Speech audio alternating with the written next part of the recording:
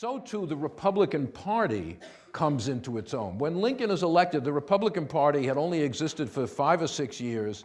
It was a conglomeration of state parties and different factions, radical, conservative, ex-Democrat, ex-Whig, etc.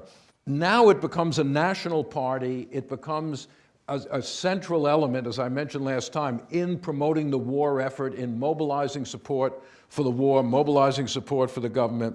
The strength of the Republican Party in the North counteracts this sort of centrifugal force of state loyalties and opposition to the war, which we'll talk about in a little bit. And Lincoln presides over, remember I said Lincoln was a very shrewd politician among many other things, and he presides over this nationalization of the Republican Party. Power in the party itself shifts from the state level to the national level, not only to the president, but to key leaders in Congress. And states become reliant on the federal government for support. The soldier vote, a very important part of the Civil War. We'll talk about this in 1864, that soldiers in the field are allowed to vote in local elections, in most states, not all.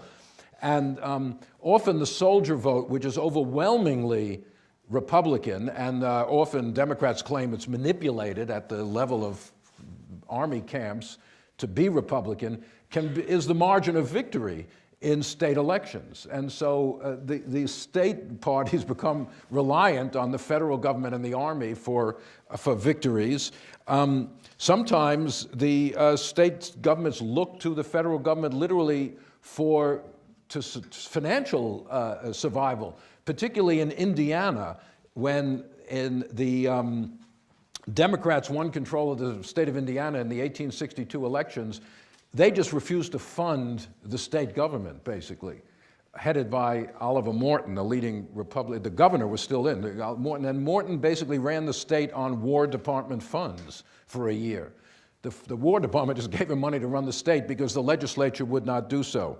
The Army begins as a conglomeration of state units, and that's how they're called most of the war, the Massachusetts Infantry and the, New York Riflery and all this.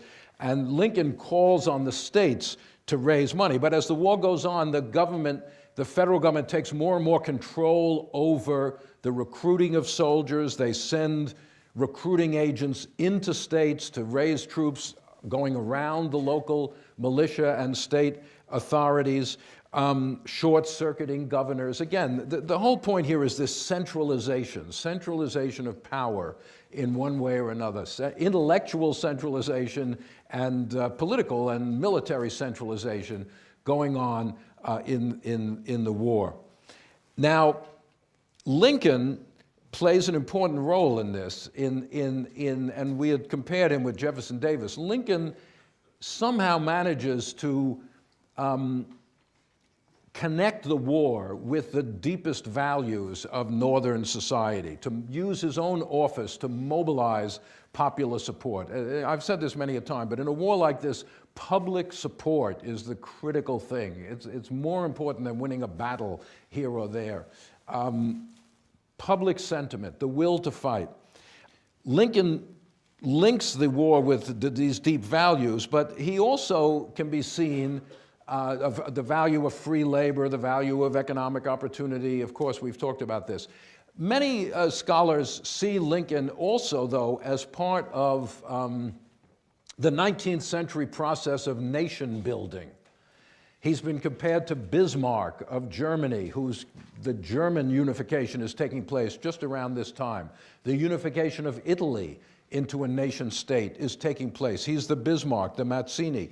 The Meiji Restoration in Japan, where local authority is being subordinated to national authority, is taking place at this time. Now, is this just a coincidence?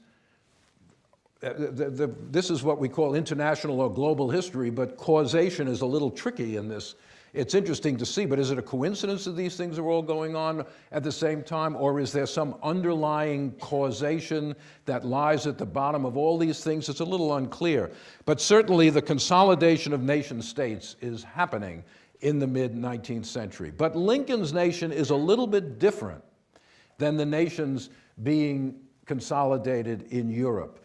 Those are based on unifying a particular people with a common ethnic or cultural or linguistic heritage. What is Germany? It's the place where the German people live.